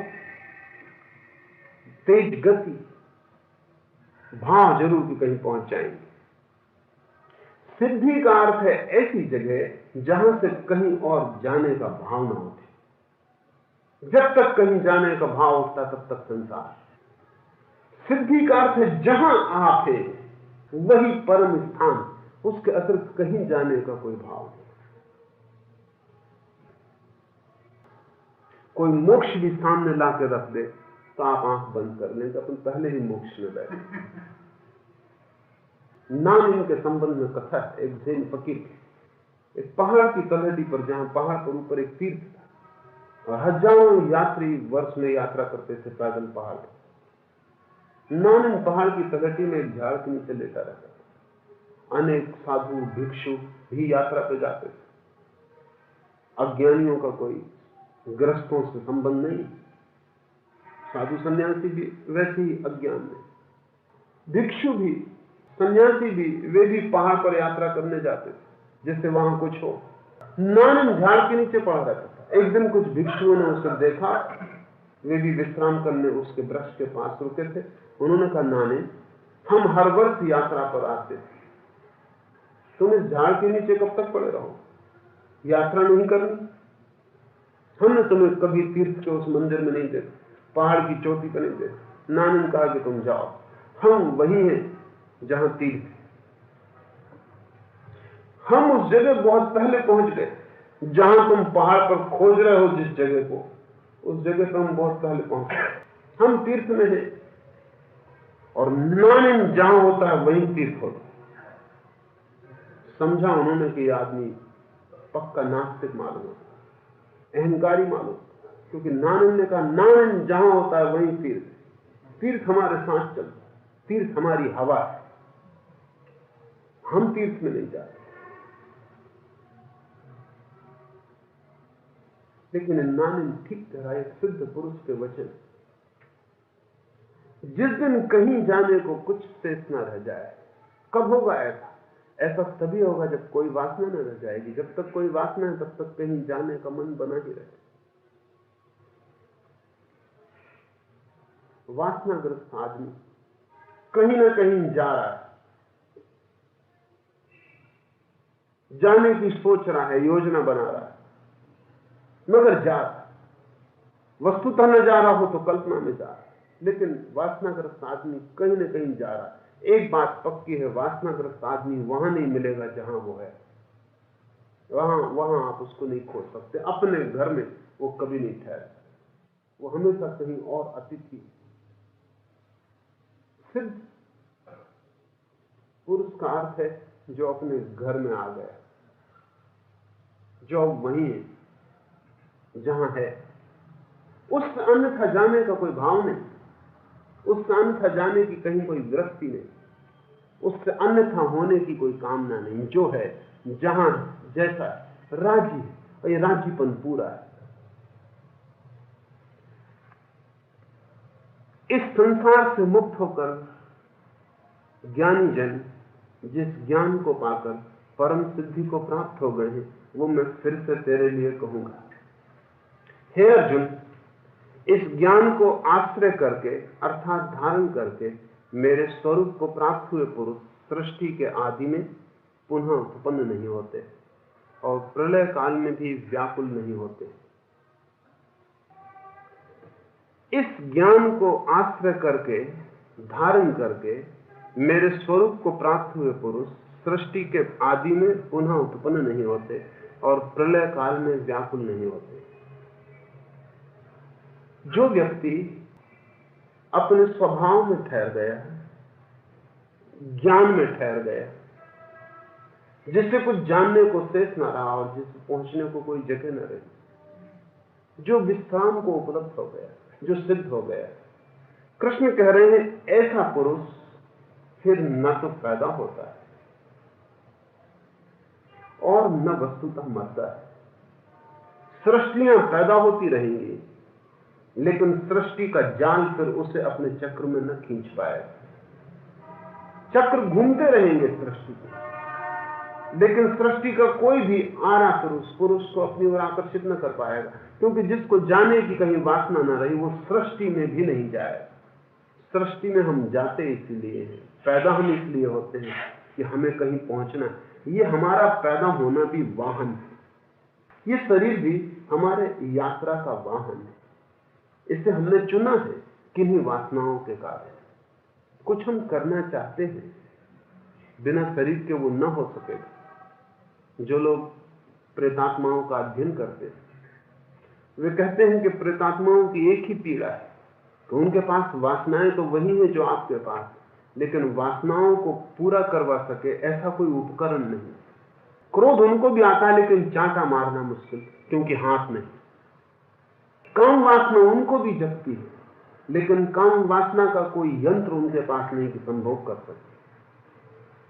इसलिए प्रेतात्मविद कहते हैं कि ऐसी आत्माएं निरंतर कोशिश में होती हैं कि किसी घर में मेहमान हो जाएं, किसी व्यक्ति के शरीर में मेहमान हो जाएं। और अगर आप थोड़े कमजोर, संकल्प से थोड़े हीन, संकल्पहीन आदमी का मतलब होता है जो सिकड़ा हुआ है, जिसके भीतर खाली जगह। संकल्पवान आदमी का अर्थ होता है जो फैला हुआ है, जिसके भीतर कोई जगह नहीं। सच में जो अपने शरीर से बाहर भी जी रहा है, भीतर की तो बात ही अलग, जो फैल के जी रहा है, ऐसे व्यक्ति में प्रेतात्माएं प्रवेश नहीं कर पाती। लेकिन जो सुकड़ के जी रहा है, डरा हुआ, डरे हुए का मतलब सिकड़ा हुआ, जो अपने ही घर में एक कोने में छिपा है, बाकी घर जिसने खाली छोड़ रखा है, जिसका शरीर भी बहुत सा खाली पड़ा, उसमें कोई प्रेतात्मा प्रवेश कर जाएगी। क्योंकि प्रेतात्मा कोशिश में है शरीर मिल जाए तो वासनाएं पूरी हो सके। आप भी शरीर में इसलिए प्रविष्ट हुए हैं, गर्भ में इसलिए प्रविष्ट हुए हैं कि कुछ वासनाएं हैं जो अधूरी रह गई। पिछले मरते क्षण में कुछ वासनाएं थी जो आपके मन में अधूरी रह गई, वे आपको खींच लाई। मरते क्षण में आदमी की जो वासना होती है, वही वासना उसकी नए जन्म का कारण बनती है। या मरते क्षण में उसके जीवन भर का जो सार निचोड़ होता है उसकी आकांक्षाओं का, वही उसे धक्का देता है नए गर्भ में प्रविष्ट हो जाने के। कृष्ण कहते हैं जो सिद्ध पुरुष है वो साधारण जन्म मरण में तो फंसेगा ही नहीं, साधारण गर्भ में तो प्रवेश ही नहीं करेगा। क्योंकि जिसको कहीं जाना नहीं, वो ट्रेन में किस लिए सवार हो, वो किस लिए टिकट खरीदेगा, जाके क्यू में खड़े होगा, किस लिए धक्के खाएगा, कोई कारण नहीं, उसे कहीं जाना नहीं। शरीर एक यात्रा वाहन,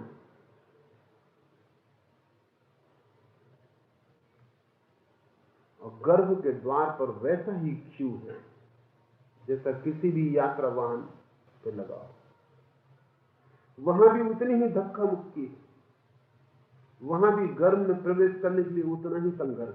क्या आपको पता है एक संभोग में कोई 1 करोड़ जीव कोष गर्भ में प्रवेश करते, उनमें से एक, वो भी कभी कभी शरीर ग्रहण कर पाता। बायोलॉजिस्ट कहते हैं कि दौड़ संघर्ष की वहीं शुरू हो जाती संभोग के क्षण में। जैसे ही पुरुष का वीर्य प्रवेश करता है स्त्री में, 1 करोड़, कम से कम, ज्यादा से ज्यादा 10 करोड़, एक संभोग के क्षण में इतने जीव कण स्त्री में छिपे हुए अंडे की तरफ दौड़ना शुरू करते हैं। ये दौड़ बड़ी लंबी, उनके हिसाब से बहुत लंबी, क्योंकि जीव कण बहुत छोटा है, खाली आंख से दिखाई नहीं पड़ता। उतने छोटे जीव कण के लिए कोई थोड़े से इंचों की दौड़ उतनी है कि अगर जीव को आपके बराबर कर दिया जाए अनुपात में, तो 2 मील का फासला है। उस अनुपात में वीर्य कण को करीब करीब 2 मील का फासला पार करना पड़ रहा है स्त्री के अंडे तक पहुंचने के लिए। अगर वीर्य कण आपके बराबर हो तो फासला 2 मील के बराबर होगा। 6 घंटे के बीच उस छोटे से जीवाणु को, और भयंकर संघर्ष, क्योंकि 1 करोड़ जीवाणु भी भाग रहे। आपकी सड़क पर ट्रैफिक में वैसा जाम नहीं, वे सभी 1 करोड़ जीव कोष उतनी ही कोशिश कर रहे हैं कि अंडे तक पहुंच जाएं, क्योंकि उस अंडे में छिपा है शरीर जहां से व्यक्ति पैदा होगा और यंत्र उपलब्ध हो जाए। बायोलॉजिस्ट कहते हैं कि इस दुनिया में जो प्रतियोगिता दिखाई पड़ रही है वो कुछ भी नहीं, जिसको बाजार में गला घोंट प्रतियोगिता कहते हैं, थ्रोट कट कंपटीशन, वो कुछ भी नहीं, क्योंकि 1 करोड़ में से 1 पहुंच पाएगा अंडे तक। जो पहले पहुंच जाएगा वो प्रवेश कर लेगा। और अंडा कुछ इस भांति का है कि जैसे ही एक जीव कोष प्रवेश करता, अंडे के द्वार बंद हो जाते, फिर दूसरा प्रवेश नहीं करता। इसलिए कभी कभी 2 बच्चे एक साथ पैदा हो जाते हैं। अगर 2 जीव कोष बिल्कुल एक साथ पहुंच जाए अंडे के द्वार पर, तो दोनों प्रवेश कर जाते। लेकिन ऐसा मुश्किल होता, दोनों बिल्कुल एक साथ युगपत, एक क्षण के 1000वें हिस्से का भी फासला ना हो, तो 2 या 3 भी कभी हो जाते हैं, 4 भी कभी हो जाते हैं। एक व्यक्ति जीवन में कोई 4000 संभोग करता है। 4000 संभोग में कोई अगर पुराने ढंग का भारतीय हो तो ज्यादा से ज्यादा 20 बच्चे पैदा करते हैं। 4000 संभोग में 20 मौके कुल, और प्रत्येक संभोग में कोई 1 करोड़ से 10 करोड़ तक जीवाणु यात्रा करेंगे। जितने लोग इस समय पृथ्वी पर है, कोई 4 अरब, एक एक व्यक्ति के भीतर 4 अरब जीवकोश है। एक व्यक्ति इतनी पूरी पृथ्वी को पैदा कर सकता है, लेकिन पैदा होंगे 10 बच्चे, 20 बच्चे ज्यादा से ज्यादा, 2-4 बच्चे सामान्यतया। इतना भयंकर संघर्ष, इतना भयंकर युद्ध, वहां भी क्यों? इतनी आत्माएं दौड़ती हैं एक शरीर को पकड़ने को।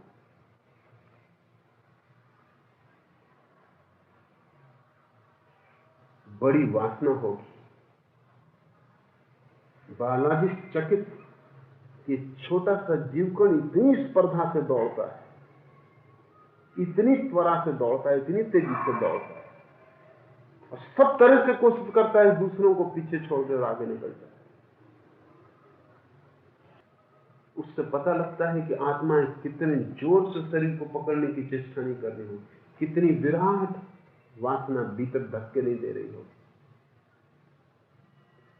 साधारणता सिद्ध पुरुष इस गर्भ में पैदा होना, जन्म को लेना और मृत्यु से तो छूट ही जाता है, लेकिन जब पूरी सृष्टि भी इसी भांति विलीन होती, जैसे हर व्यक्ति मरता है, हर वस्तु मरती, ऐसा पूरा सृष्टि भी मरती, क्योंकि पूरी सृष्टि का प्रारंभ होता है तो अंत भी होता है। पूरी सृष्टि के प्रारंभ को और अंत को, अंत के क्षण में भी जब सब जन्मता है, फिर से सब ताजा होता है, फिर तब भी सिद्ध पुरुष डमाडोल नहीं होता, क्योंकि यहां भी कुछ पाने को नहीं। पूरी सृष्टि फिर से बन रही है, फिर से जीवन जग रहा है, फिर सूरज और चांद तारे पैदा हो रहे हैं, फिर पृथ्वियां बसेंगी, फिर सारा खेल का विस्तार होगा। इस विराट सृष्टि के क्रम में भी वो दूर खड़ा रहता है, अपनी जगह तरफ। ये विराट आयोजन भी उसे बुला नहीं सकता, इसका भी कोई निमंत्रण कारगर नहीं, उसे अब कोई नहीं हिला सकता। और जब पूरी सृष्टि भी नष्ट होगी, प्रलय होगा और भयंकर पीड़ा होगी, क्योंकि एक एक व्यक्ति के मरने पर हम समझते हैं कितनी पीड़ा और कितना दुख और कितना संताप। जब पूरी सृष्टि अंतिम क्षण में प्रलय में लीन होती है, भयंकर हाहाकार, उससे बड़े हाहाकार की हम कोई कल्पना नहीं कर सकते। दुख अपनी चरम अवस्था पे होगा। उस क्षण में भी कृष्ण कहते हैं, प्रलय काल में भी सिद्ध पुरुष व्याकुल नहीं होता। जिसकी कोई वासना नहीं, उसकी कोई पीड़ा भी नहीं। और जिसकी कोई वासना नहीं है, दूसरे की भी पीड़ा देख के उसको दया आ सकती है, व्याकुलता नहीं होती। इस फर्क को समझ लेना चाहिए। अगर बुद्ध के सामने आप मर रहे हो तो बुद्ध व्याकुल नहीं होते, दया आ सकती है। दया आपकी मूढ़ता पे आती, क्योंकि दुख आपका सृजित किया हुआ है।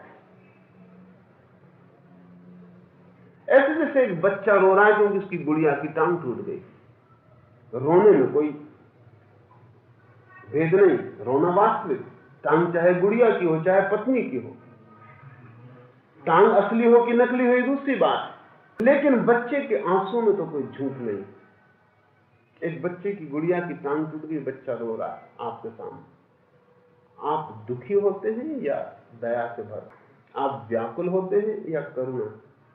क्या आपको बच्चे पर दया आती कि बेचारा, तो कुछ पता नहीं कि गुड़िया मरी ही हुई है, इसमें कुछ टूटने का मामला नहीं, ये टांग टूटी हुई थी।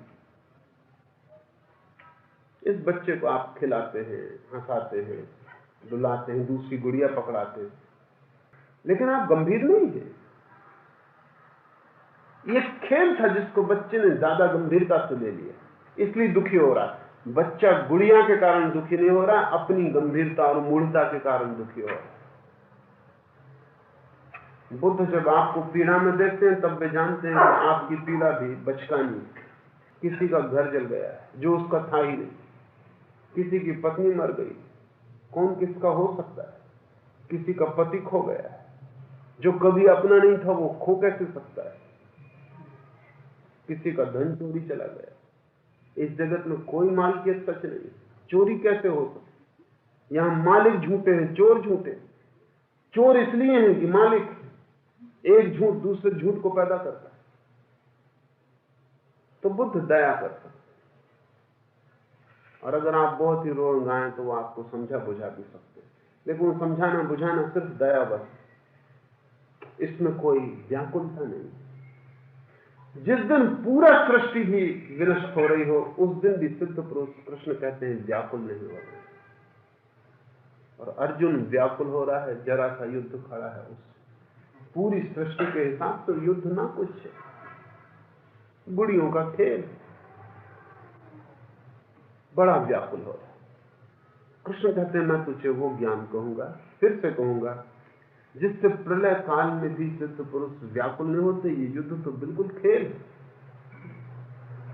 हे अर्जुन, मेरी महत ब्रह्मरूप प्रकृति अर्थात त्रिगुणमयी माया संपूर्ण भूतों की योनि है, अर्थात गर्भाधान का स्थान, और मैं उस योनि में चेतन रूप बीज को स्थापन करता हूं। उस जड़ चेतन के संयोग से सब भूतों की उत्पत्ति होती। त्रिगुणमयी माया संपूर्ण भूतों की योनि। कृष्ण कहते हैं कि सारा जन्म एक गहन स्वप्न से पैदा हो। जिस जगत को हम देखते हैं वो वास्तविक कम, स्वप्न में ज्यादा है। वो पदार्थ से कम बना और वासना से ज्यादा बना। उसका निर्माण इच्छाओं के सघनभूत रूप से हुआ है। भारत ने एक शब्द चुना है जो है माया। ये माया शब्द बहुत अद्भुत है, और ऐसा शब्द दुनिया की किसी भाषा में खोजना आसान नहीं, क्योंकि ऐसी दृष्टि, ऐसे तत्व के संबंध में खोज किसी और संस्कृति में पैदा नहीं हुई। पश्चिम में जो शब्द है मैटर, पदार्थ, वो माया का ही एक विकृत रूप है। मूल धातु संस्कृति की वही है, मैटर की भी, मात्र जो माया है। लेकिन पश्चिम का विज्ञान कहता है कि जगत मैटर से, पदार्थ से बना। लेकिन अब पदार्थ की खोज जैसे जैसे गहरी हुई, वैसे वैसे उनको पता चला पदार्थ तो है ही नहीं, बिल्कुल माया है पदार्थ। जैसे ही खोज करके वे इलेक्ट्रॉन्स पर पहुंचे, वैसे उनको पता चला कि वहां तो पदार्थ है ही नहीं, सिर्फ दिखता था, है नहीं। मौलिक जो आधारभूत तत्व है, विद्युत, वो तो अदृश्य है, उसे अब तक किसी ने देखा नहीं, उसे कोई कभी देख भी नहीं सकेगा। वो है भी या नहीं, इसको हम निश्चित रूप से नहीं कह सकते। पदार्थ दिखाई पड़ता है, और पदार्थ नहीं, उसका आणविक रूप अदृश्य है, वही है। पश्चिम में मैटर का भी अर्थ अब माया ही करना चाहिए, अब कोई फर्क नहीं रहा। मूल धातु वही, लेकिन अब तो मैटर शब्द का अर्थ भी माया ही हो गया। माया का अर्थ है जो दिखाई पड़ती है और है नहीं, जो सब भांति प्रतीति होती है कि है और है नहीं। तो ध्यान रहे, भारतीय मनीषा की खोज तीन है। एक, सत्य जो है और दिखाई नहीं पड़ता, उसे हम ब्रह्म कहें।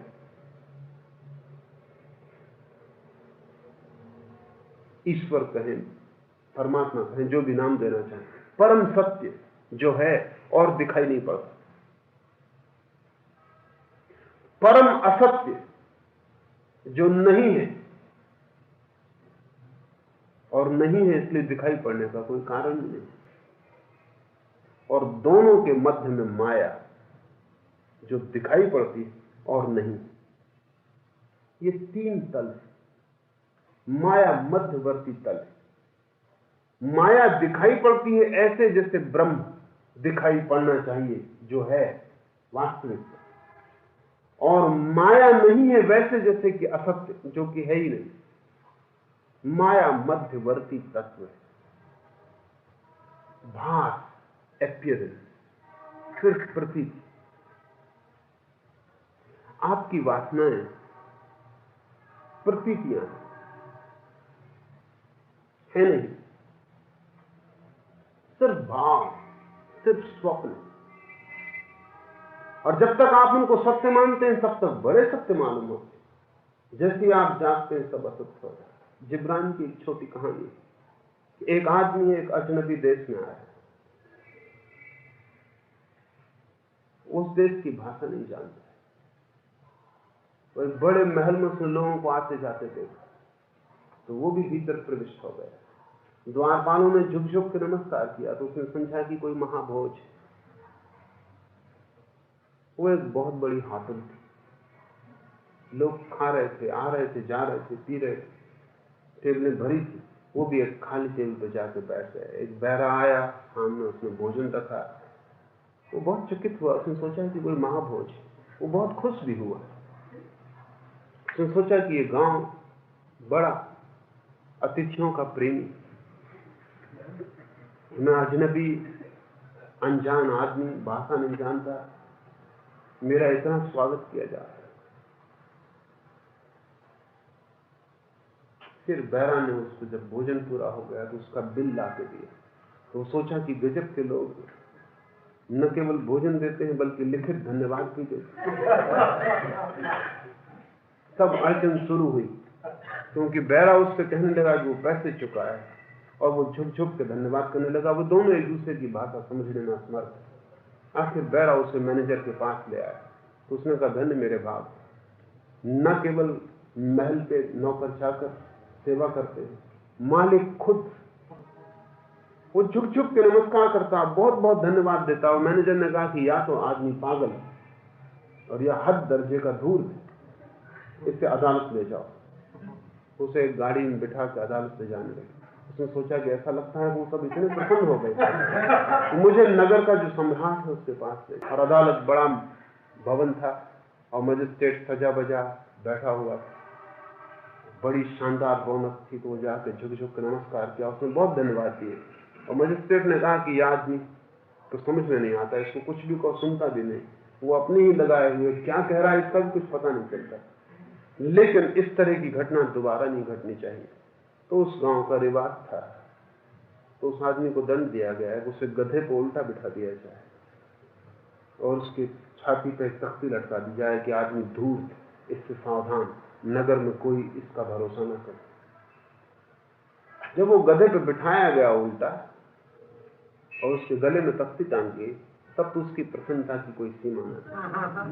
उसने कहा, न केवल वे प्रसन्न है बल्कि पूरे गांव में घुमा के लोगों को दिखाना चाहते कि देखो कैसा अतिथि हमारे गांव में आया, हम पे कृपा। वो बड़ा प्रसन्न था, वो बिल्कुल अकड़ के बैठा हुआ।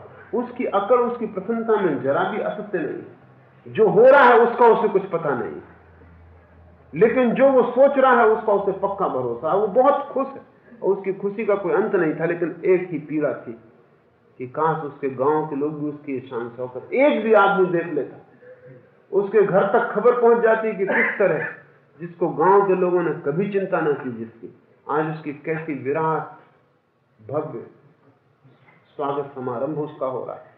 तभी उसे भीड़ में बच्चे दौड़ रहे हैं, लोग चल रहे हैं, आसपास भीड़ इकट्ठी हो गई, लोग मजा ले रहे हैं, लोग खुश हैं, वो भी बड़ा खुश और बड़ा प्रसन्न है। तभी उसे एक आदमी दिखाई पड़ा जो उसके गांव का रहने वाला था, जो बहुत साल पहले गांव को छोड़ दिया। उसे देख के उसकी छाती फूल गई। उसने कहा, देखो मेरे भाई। लेकिन वो आदमी नीचे से झुका के भीड़ में सरक गया, क्योंकि वो भाषा समझता था, वो अनेक दिन से वहां था। उसने देखा कि कैसा अपमान हो रहा है। लेकिन गधे पर बैठे हुए आदमी ने सोचा, आश्चर्य, ईर्ष्या की भी सीमा होती। ईर्ष्या बस, उसका स्वागत नहीं हुआ, मेरा स्वागत। फिर झुका के भीड़ में नजारा था। वो आदमी आनंदित ही घर लौटा। उसने ये कहानी अपने गांव में सब लोगों को कही। जहां तक इसके भीतर के सोचने का संबंध है, सभी कुछ सही जैसा है, लेकिन जहां तक सत्य से संबंध है कोई भी संबंध नहीं। आप जिस जगत में रह रहे हैं, कृष्ण उसको माया कहते हैं, और वो कहते हैं सारा जन्म इस माया से होता है। माया को वो कहते हैं कि प्रकृति अर्थात त्रिगुणमयी माया संपूर्ण भूतों की योनि, समस्त भूतों का गर्भस्थल, वहां से सब पैदा होते, उसी स्वप्न में, उसी वासना में, उसी इच्छा में, कुछ होने कुछ पाने की दौड़ में एक विराट स्वप्न का जन्म होता है। मैं उस योनि में चेतन रूप बीज को स्थापित करता हूं। उस जड़ चेतन के संयोग से सब भूतों की उत्पत्ति होती। माया तो जड़, वासना का जगत तो जड़, वो पदार्थ, मेरा अंश उसमें चेतन रूप से प्रविष्ट होता है और जीवन की उत्पत्ति होती है। इसे हम विस्तार से धीरे धीरे समझेंगे। इसमें दो बातें ख्याल में लेनी चाहिए। हमारा शरीर दो तत्वों का जोड़, एक माया जिसको हम पदार्थ कहें, और एक चेतन जिसको हम परमात्मा कहें। मनुष्य दो चीजों का जोड़, मनुष्य एक संयोग पदार्थ का और परमात्मा का। मृत्यु में पदार्थ और परमात्मा अलग होते हैं, न तो कोई मरता न कोई विनष्ट होता, क्योंकि पदार्थ मरा ही हुआ है, उसके मरने का कोई उपाय नहीं। परमात्मा अमृत है, उसके मरने का कोई उपाय नहीं, सिर्फ संयोग टूटता है।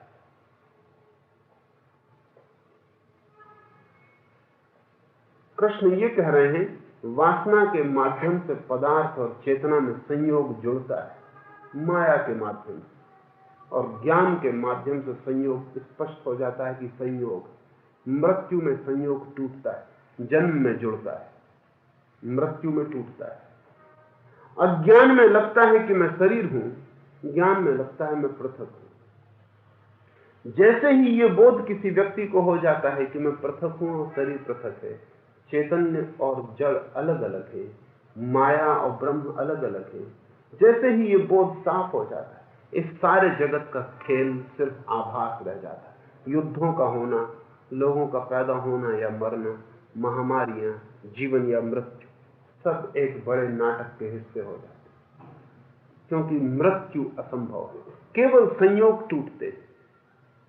कुछ मरता नहीं, कुछ मर सकता नहीं। कृष्ण अर्जुन को एक ही बात का बोध दिलाने की कोशिश कर रहे हैं। वो मृत्यु को देख के भयभीत है, वो सोच रहा है मृत्यु होगी। कृष्ण कहते हैं मृत्यु एक असत्य है, वो एक माया का आभास। जन्म भी एक असत्य, वो भी सिर्फ माया का आभास। लेकिन जब तक हम माया में होते हैं तब तक हमें सत्य मालूम होता है। ठीक जिस रात सपना देखते, सपने के क्षण में तो सपना बिल्कुल ही सच मालूम है। ये जगत एक विराटतर सपना है, कहें कि ये ईश्वर के चित्त में चल रहा सपना है। हमारे सपने निजी होते हैं, ये सपना विराट है। जैसे हम अपने सपने से सुबह जागते हैं और सपना फिजूल हो जाता है, ऐसे ही ज्ञानी पुरुष इस सपने से जाग आता है, इस विराट सपने से, और ये सपना व्यर्थ हो जाता है। सुबह जाग के आप रोते नहीं कि रात मैंने एक आदमी की हत्या कर दी, न सुबह जाग के आप गांव में ढिंडोरी पीटते हैं कि रात मैंने भूखे आदमी को सपने में रोटी खिला दी। सुबह आप जानते हैं कि सपना सपना था, न तो सपने की हत्या सच थी और न सपने की सेवा सच थी। न तो पाप का भाव पैदा होता है सुबह, न पुण्य का। सपने को जानते ही कि सपना है, सब भाव खो जाता है। ज्ञानी पुरुष इस विराट सपने से भी जाग जाता है, एक और जागरण।